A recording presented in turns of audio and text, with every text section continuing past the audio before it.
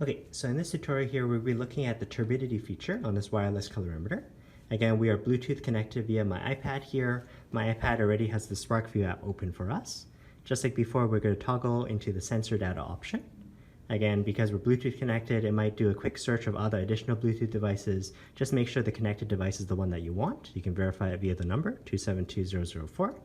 This time, instead of using the calorimeter function, I'm just going to toggle that one off. I'm going to actually use the onboard turbidity sensor reading here, toggle that one there onwards. And just like before, as it builds up a quick template for us here, we can play around with what I want to see. Let's say for this time, instead of using the meter and the graph here, let's say I just want to see the digits this time. I'm just going to click open to that option there. So turbidity is measured in these units here, NTU. Just like before, I would assume that I need to calibrate the scale here. So just the lower left-hand corner, we're going to click open in this turbidity feature. It's going to give us a couple options here. We're going to tell it calibrate our sensor here. It should be able to detect that we're trying to use the turbidity sensor feature. The measurement is going to be in these units here, NTU, and basically I'm going to give it the extremes. Give it what it looks like when light can get through pretty easily. That's our blank with the solvent inside, trying to travel through that 1 centimeter worth of solvent. In this case here, 100 NTU, I'm assuming that's going to be the most cloudy sample here. Light is not really getting through here. That's what 100 looks like. That's going to actually calibrate the extremes for me.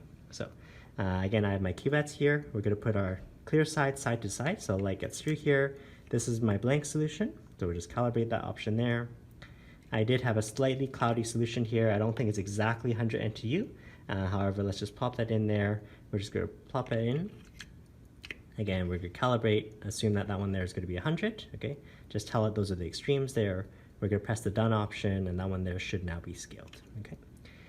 Just to hopefully sort of simulate a reaction as it's going on here, we're going to use sodium hydroxide and phenolphthalein. Hopefully as the reaction occurs, if there's any sort of cloudiness that actually appears, maybe we'll get a sense of how this reading is going to change. So I'm just going to start off here, just start the reading, okay? So currently, given my rough calibration here, what 0 looks like, 100 looks like, we're at 43.6, okay?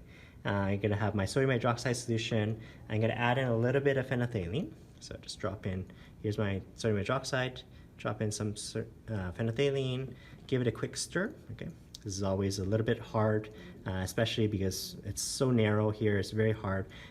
You may actually need to use like a vortex stir to actually do the sample mixing. But just for kicks here, we're just going to put it in, again, side to side here. Maybe that cloudiness is going to actually make it look like it's going to be a different effect. And again, we can get a sense of what the reading changes to, okay?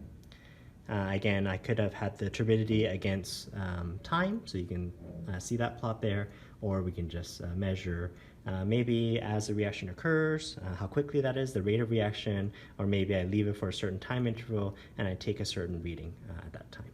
Okay, thanks guys.